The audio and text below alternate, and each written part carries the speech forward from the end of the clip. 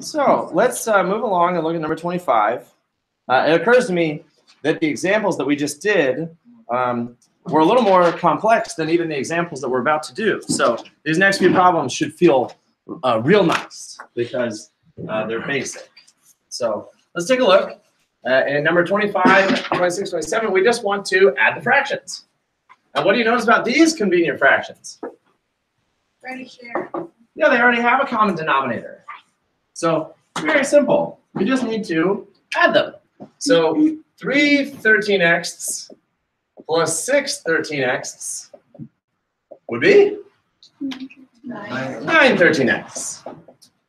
And by the way, do you hear how strange that is to say that? Like if you said 5 7ths, what do you do to a denominator? You put a at the end, right? So this would be 3 13x, right? That's technically how you pronounce that. It's tough to pronounce. Most people would just say 3 over 13x, right? Then you could get away with it. But technically, this is 9 13x, right? Okay, so that's it. How about the next one? 14. Well, you all can just do this. 14 5x squareds minus 10 5x squareds. What would that be? 4 5x squareds. Yep. No simplification to do there, right? Nothing can simplify. 4 over 5x squared. How about the next one? Yeah, that's it. You're just combining them. What about 13q minus 9ths minus 9q minus 9ths? That would just be 4 over q minus 9ths. I should have given us those examples first. Yeah, that would have been a lot more. That would have made more sense. That's the order it was presented in the book and in the software. Okay, this next one. Likewise, now this problem is really fun. We're going to do m squared minus 11m m minus 5ths plus 30 over m minus 5ths. And so what happens there? We already have a common denominator. So we add the numerator, m squared minus 11m plus 30. And then folks, I think I can sense your energy. You get excited anytime you see a trinomial now. You're like, ooh, I can factor that. Huh? So we can factor that. So what multiplies to make 30 that adds to make 11? -6, -5. Yeah, 5 and 6. So now we have m minus 5 over times m minus 6 all over m minus 5. And so we get to cancel out the m minus 5s. That's a whole. And in fact, folks, you know what I do anytime I cancel? I just immediately write an h. I just go // h. That way I just immediately know that that's a whole. So what do we end up with? We end up with a linear equation, m minus 6. That's 1 over 1, m minus 6. That's kind of weird to have an m as a variable because m normally means slope. But right now, m is the variable. And so if we were to graph this, this would just be a straight line with a y-intercept of -6 with a slope of up 1, right 1. And there happens to be a hole where? At 5. So 1, 2, 3, 4, 5. There's my, well, my graph is not perfect, but there's a hole.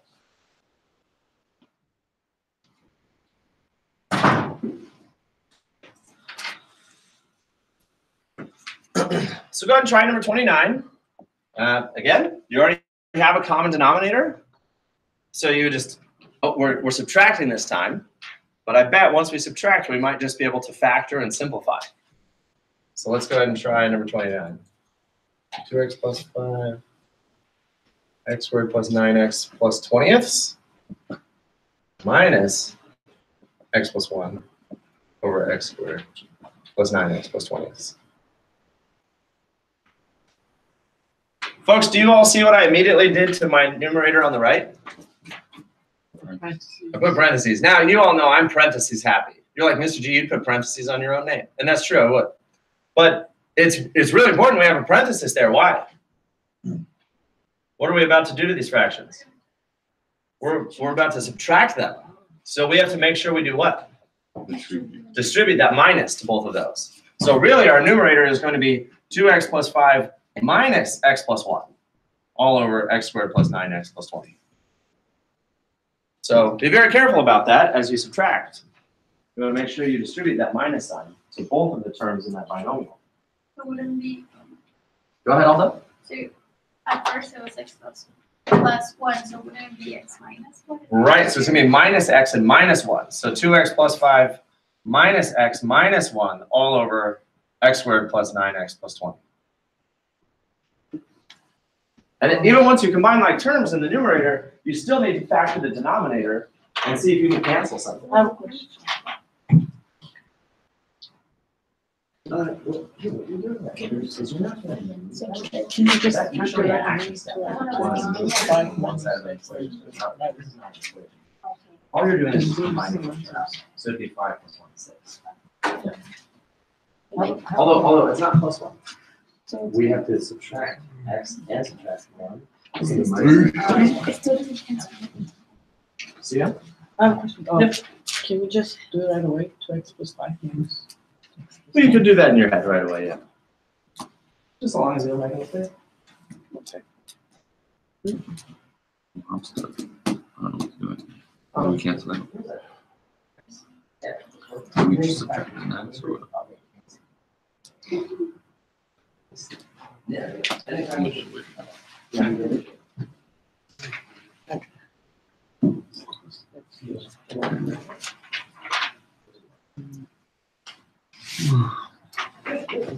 Yeah, they just cancel out. X plus 4. Got 2x minus 1. X minus 1 x. Oh, yeah. And it's positive.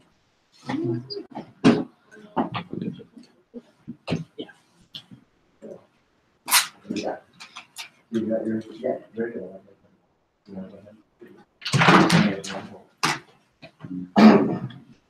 Would be 6 minutes. Oh,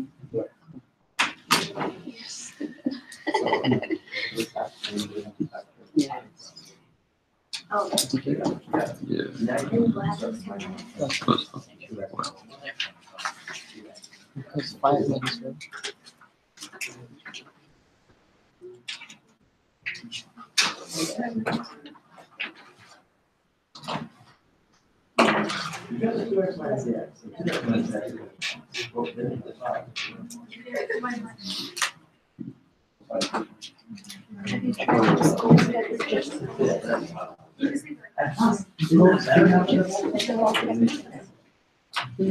Oh, the one with the house chicken.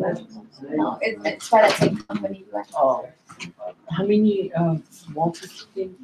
Like the house? I want to try. I want to that's try. only one. Every 15 minutes. They're really good. Where's the other? Not that bunch of chocolate. Oh. There it is. And now what is the last Congrats. chocolate? Yeah, I did. Congrats. There's gonna be one over. Oh. There it is. That's a rational expression. How much? I mean, there's spicy, but there's. The super That's the spicy. one that. Yeah, it's like, oh, $174? No. Isn't it crazy? That's what you go about it is. I'm telling you, it's fun. But think of another, you know, the Cheetos bag, no Cheetos bag has 10 million. Yeah, but altogether, not single chips, all of them. All right, folks, let's compare answers. In the numerator, what do we have to do? We have to combine like terms. So 2x minus x is just x. And then 5 minus 1 is just 4. So we have x plus 4 over x squared plus 9x plus 20. How does x squared plus 9x plus 20 factor? Yeah, 4 times 5 is 20. 4 plus 5 is 9. So that'll be x plus 4 times x plus 5. And now what very satisfying thing happens? You get to cross out the x plus 4. That's a whole. And we end up with 1 over x plus 5. And that is the asymptote. Right? So I put an h underneath the x plus 4 because that was my whole. I just canceled it. I put an a underneath the x plus 5 because that's my asymptote. So now if I wanted to make a quick little sketch of this graph, I could say, well, I'm going to have an asymptote at -5. Maybe 1, 2, 3, 4, 5.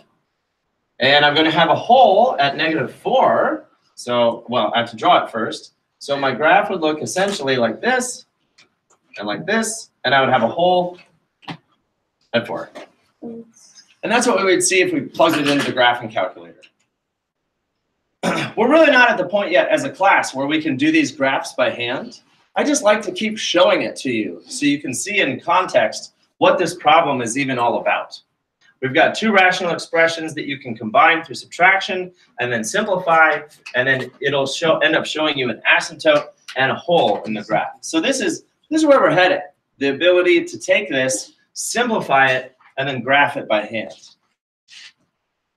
Can we put the parentheses like in the 2x plus 5 so we won't get confused, so we know like how to combine like terms? Do you want to put the parentheses here? The second one. If you want. Yeah. Wait, you want parentheses here? Well, does it matter? I mean, we have it. It doesn't matter. I think you don't need the parentheses. I'm not sure about the value of putting them there, but you definitely are combining like terms right here. Yeah. Okay, that was it. That was number 29. So let's try number 30. Now, actually, to tell you the truth, folks, let's just skip 30. You can cross it out. Just cross it out. Well, it's not too much work. It's just we only have so much class time, and I want to make sure we get to where I want us to get us. And number 30 is not a critical problem.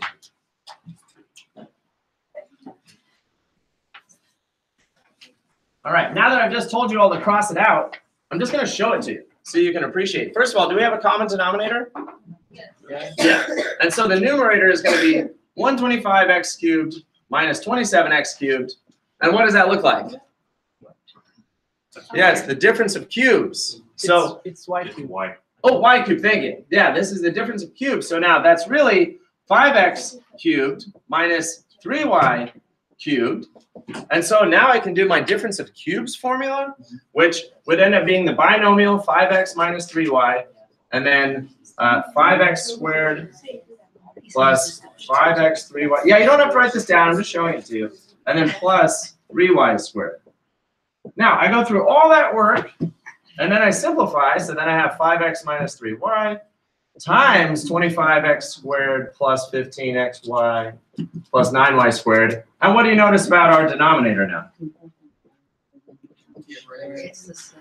Yeah, it's the same. And so what are we going to do? I'll cross it out. You cross out the entire thing, and the answer is just 5x minus 3y. Wow. Yeah. Well, so anyway, yes, that's a neat problem, but it's not really at the core of what we're focusing on, so we don't need to spend any time doing that one. I just wanted to show it to you. It is a cool problem because of how much it simplifies. All right, here we go. Now, this next problem, 31, 32, you could say that this is the bread and butter of this particular chapter, right? These are the types of problems that really allow us to solve the word problems later on. So we really want to feel comfortable with these. If you have any questions, please ask them.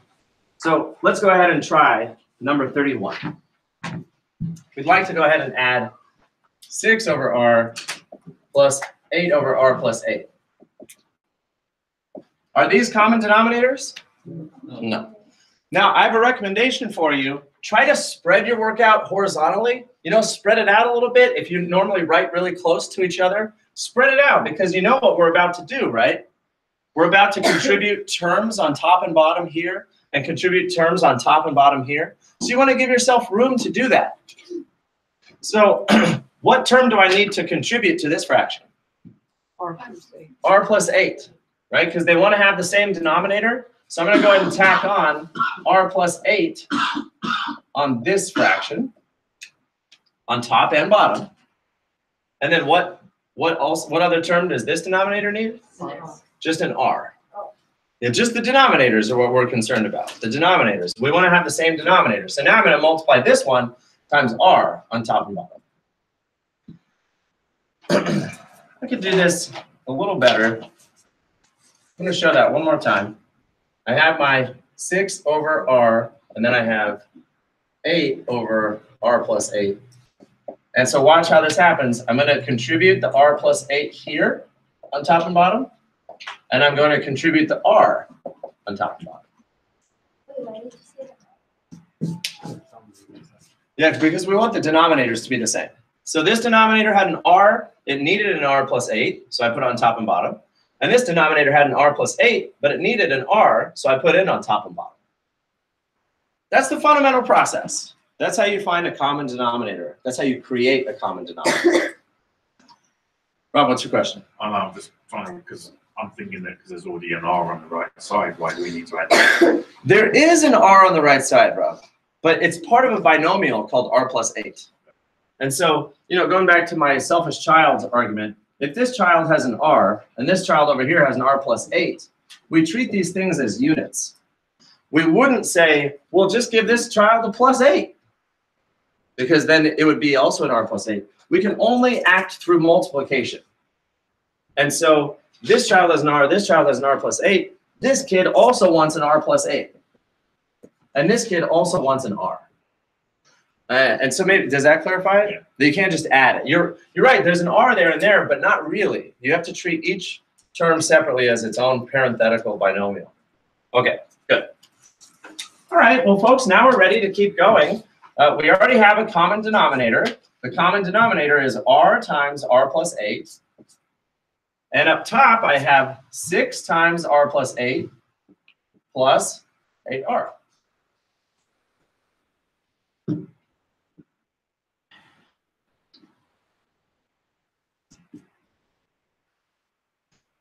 So I'm just adding this numerator plus that numerator. And since my denominators are the same, I put them over my common denominator. Now what can we do? Distribute. Then we clean up the numerator. We clean up the numerator. I need to distribute my 6. So now I have 6r plus 48 plus 8r all over r times r plus 8. You notice I'm really taking my time and just doing one thing at a time. So I distributed the 6, I write it again. Admittedly, this takes a lot of writing, doesn't it? You end up writing a very long expression over and over and over again. That's just the sunk cost, folks. I say this as nicely as possible. Get used to it. Like, you're going to write long expressions over and over and over and over again. Okay, now what? Combine like terms. We have 6r plus 8r. And I think we're getting pretty close to the end here. That's 14r plus 48 all over r times r plus 8. All right, the numerator is cleaned up, but can we do anything else to the numerator? Yeah, we could factor out a 1.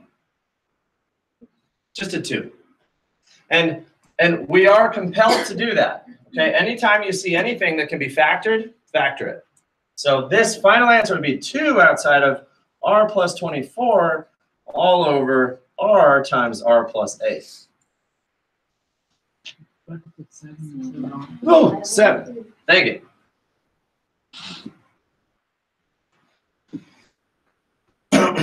Now you might look at that and you might say, so? Right? Like, why did we just go through all that work? Well, because what we wanted was 1 fraction instead of 2. That's the ultimate goal. We had 2 different fractions here being added. We wanted to add them. And now that I've added them, I have 1 fraction. It's the same gist of if you had 1/3 plus a 4th, you know, in elementary school, and you want to add them together, you'd have to find a common denominator first, so 4/12 plus 3/12, and then you'd say, ha-ha, it's 7/12. You know, so I can imagine a kid learning fractions for the first time like, so? Why do we do it? Well, because we wanted to add the fractions together, and then that's the mechanics for adding 2 fractions together. Just like this is the mechanics of adding 2 fractions together with variable expressions. So it's a lot of work for a result that right now we're not really doing anything with. So you might say, gosh, why are we doing all this? But when we get to the word problems, we will be able to apply this and actually get solutions to real problems. Questions or thoughts?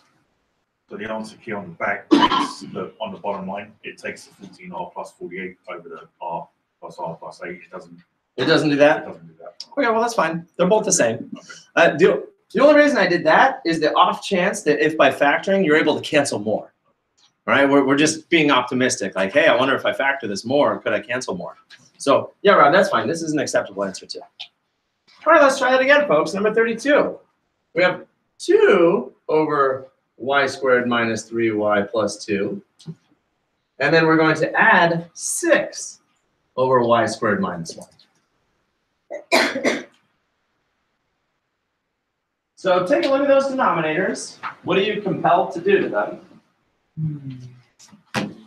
What are you really excited to do to those denominators? Factor them. Yes. Yeah, we want to factor both of those denominators because obviously those denominators are not the same. We don't currently have a common denominator. But we have to factor them so that we can apply the selfish child theory. So how does the first one factor? That's 2 over... -1, -2. It's -1 and -2, y minus 1, y minus 2. Did anyone else get that? All right. And then how does the second one factor? We've got 6 over, this is a difference of squares. What did you get for that one? Oh, Yes, y minus 1, y plus 1. So again, this chapter assumes you feel good about factoring. The chapter says, hey, you already did chapter 6, you know how to factor. If you need to, you can always bust out your notes from chapter 6, look back over your key examples, maybe have a sheet out when you do homework of, hey, these are examples of all my factoring techniques. Okay, so now, according to selfish child theory, this denominator has a y minus 1 and a y minus 2. This denominator has a y minus 1 and a y plus 1. What do both denominators have so far? Y minus 1. They both have a y minus 1. So in that regard, that part of the denominator is fine. They both have that. Okay, let's focus on the first denominator. What other component in the denominator does it really want to have? Plus 1. It really wants a y plus 1. So we will come over here now and actively contribute and put a y plus 1 on top and bottom. Now this denominator has a y minus 1, a y minus 2, and a y plus 1. And the first denominator now has everything the second denominator has. Keeping in mind that if you put it on bottom, you have to put it on top. Now, what other component does this denominator want to have? Y minus 2. It wants to have a y minus 2 over here. So again, we contribute that. We say, okay, y minus 2 on top and bottom.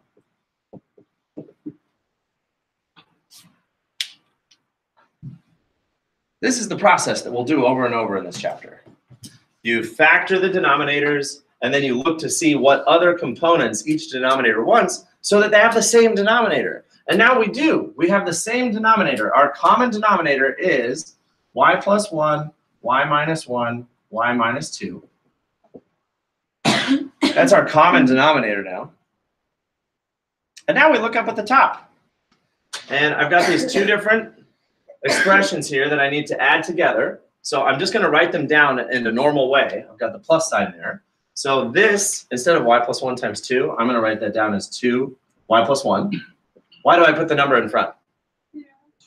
Yeah, for distribution. And then this one I can write just as it is, 6 times y minus 2. So I didn't do any work right there. I just combined the two fractions together. I now have my common denominator, and I have these two terms.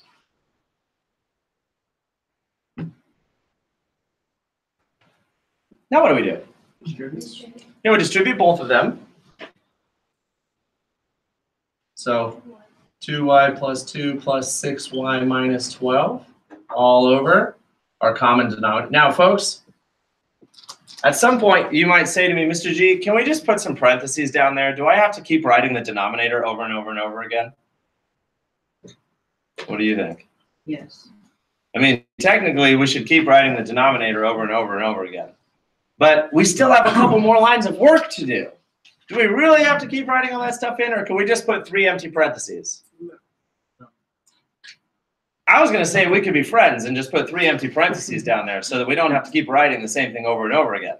But I absolutely think we still need to write a fraction line and still put the 3 empty parentheses, because if you just forget the denominator and start working with the numerator, I think you're going to forget about the denominator altogether and just write down the numerator. But I am just going to put 3 empty parentheses down there. And now what do we have? Combining like terms? 8y. 8y minus 10. And 8y minus 10 over my final answer, which was the y plus 1, y minus 1, y minus 2. I think that's the answer in the back. Technically, could we factor the numerator? Yeah. Yeah, but then even if I did factor the numerator, would it allow us to cancel anything? No. No, because even if I factor out a 2, that would give me 4y minus 5, and I don't have a 4y minus 5 in the bottom, so at that point, we could be done. Wasn't that fun? Okay, maybe it wasn't fun, but that is the fundamental process of what we're doing. That is our fundamental process. So I think we should try at least one more. I still have a few more for us to do. Let's definitely do 33.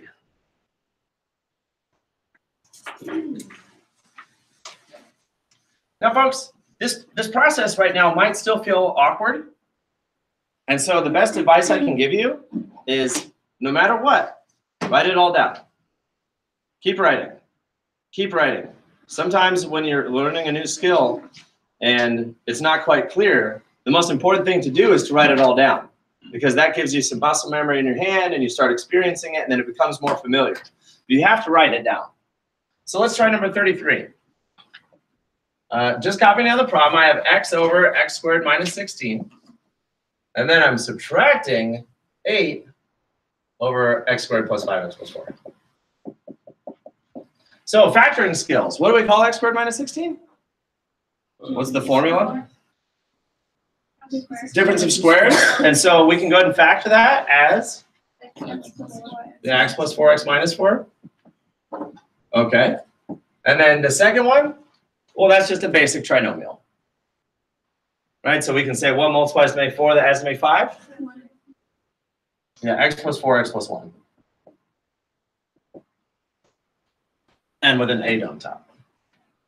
Now you'll notice this problem is just like the last problem. Do they have one binomial in common? Yeah, they already have one binomial in common. But the first denominator has an x minus 4, which the second fraction doesn't have. And the second fraction has an x plus 1, which the first fraction does not have. So we're going to do the same process where we're going to give the second fraction an x minus 4, and we'll give the first fraction an x plus 1. It doesn't really matter what order you do that in. I'm going to start with the first fraction. What does my first fraction need? An x plus 1. So I will go ahead and tack on an x plus 1 on top and bottom.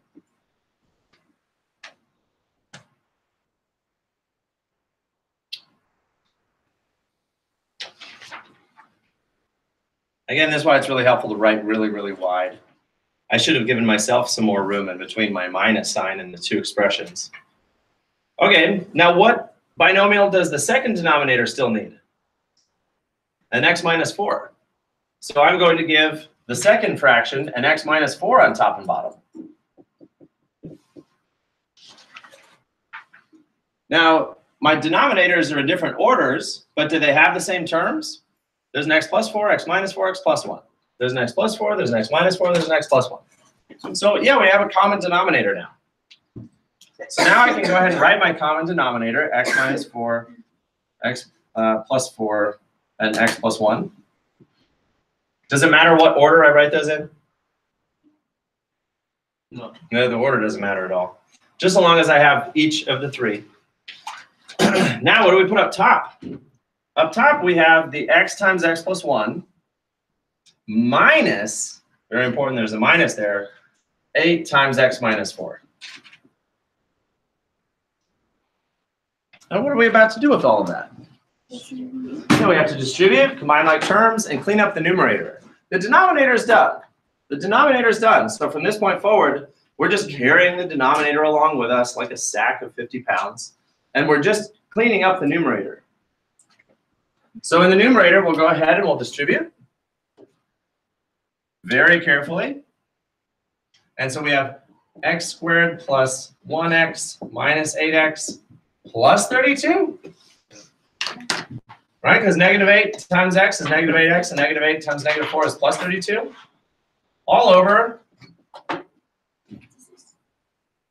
Yeah, again, I'm just putting 3 empty parentheses. You might judge me. You might say, Mr. G, you've been talking to us for months now about showing all of our work, and here you write these empty parentheses. But it's true. I'm just keeping it there as a placeholder. Okay, so now what? Can we combine like terms? Yeah. Yeah, we can combine the 1x plus the negative 8x. Negative 7. Yeah, so now we have, I'll go sideways here, x squared plus, no, minus, x squared minus 7x plus 32, all over my 3 binomials in the denominator. Now, can we factor x squared minus 7x plus 32? I don't think we can. What can you multiply to make 32 that adds to make 7? Nothing. Yeah, nothing. 32 is just 2 and 16, 4 and 8. That's it. Mhm. So that's it. I know, I was thinking, I see, I didn't put it down over. Folks, that's a lengthy process, isn't it? It is quite a lengthy process. Okay, I'm going to skip number 34. Oh, we have our word problems here, and then we'll get to section 7.3. Okay. Well, let's see here. What should we do? I still have 5 minutes. Maybe I should just finish up these last 2 problems, and that would make the most sense. Let's set up number 34 together. I'm just going to set it up with you. And then we can set up number 35 together as well. And that's how we close out class. So in number 34, we have 4 over 10x plus 40. And we have 1 over 40x plus 200.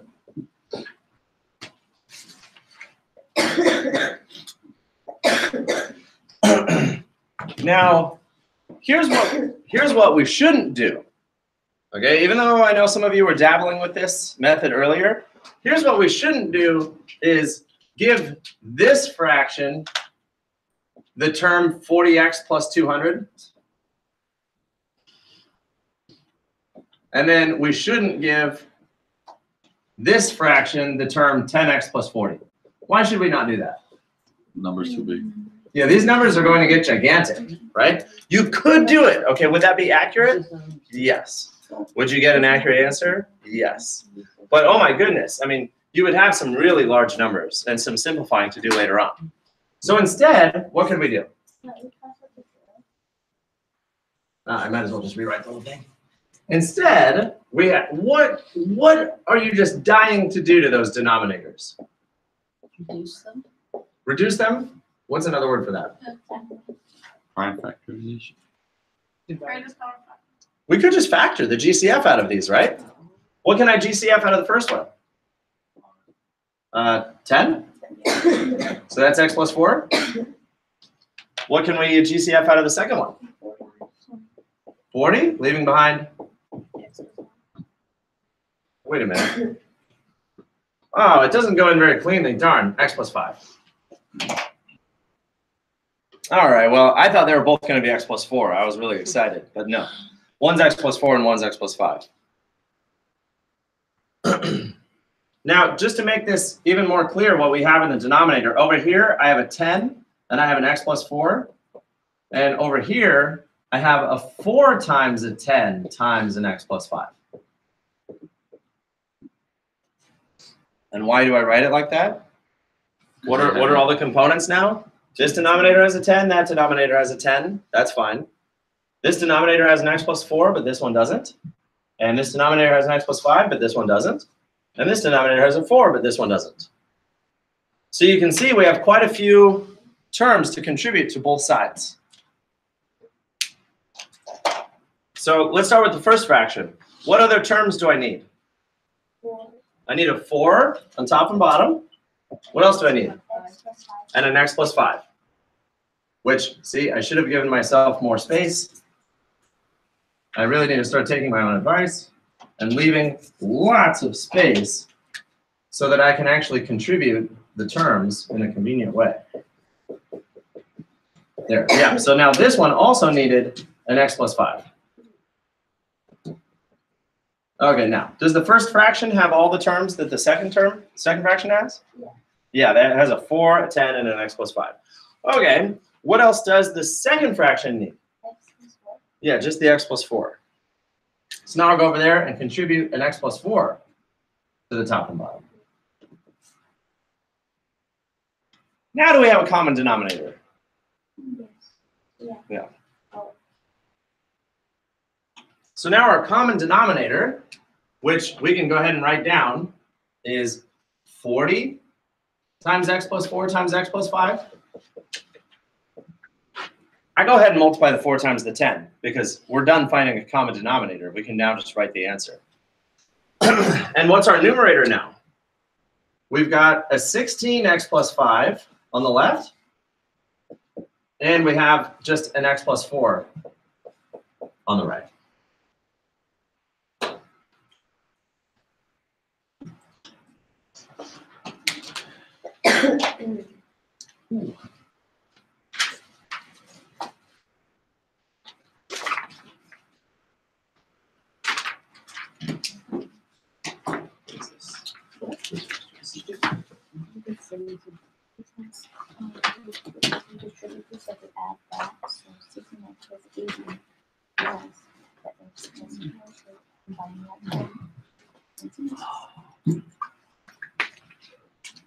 Okay, so to finish off the problem, what do we need to do in the numerator? Distribute. So we would have 16x plus 80 plus x plus 4 all over 40 parentheses, parentheses. And then we combine like terms. So we can add the 16x plus the 1x is 17x. And then we can add the 80 plus the 4 to get 84. All over the 40 parentheses, parentheses, which was x plus 4, x plus 5. I do believe that's the answer, yeah. Yeah, because nothing can be factored out of the numerator. And I think someone already checked the back. Okay, folks, I have a terrible announcement. I just looked in my backpack, and I don't have your midway quiz to give you. I apparently left it in my office. Now, even if I ran there, sprint speed, and ran back, I think you'd all want to leave by then. So I'm not sure what to do about this. I already emailed it to you. Did you all get that email that I sent last night? I attached it right there. So I emailed it to you. I apologize that I don't have a hard copy right now to give you. All of you could simply take that email, look at the quiz, and write your solution out on a sheet of paper. Or if you wanted to, you could print it out. So I think that's the only solution I have right now. Unless you just want to come with me right now to my office, I'll give you a hard copy. So I apologize for forgetting that. Your quiz is still due on Thursday, so either just look at it online and write it down on a sheet of white paper, or pull it up online and print it out, or come with me right now to my office and I'll give you a hard copy.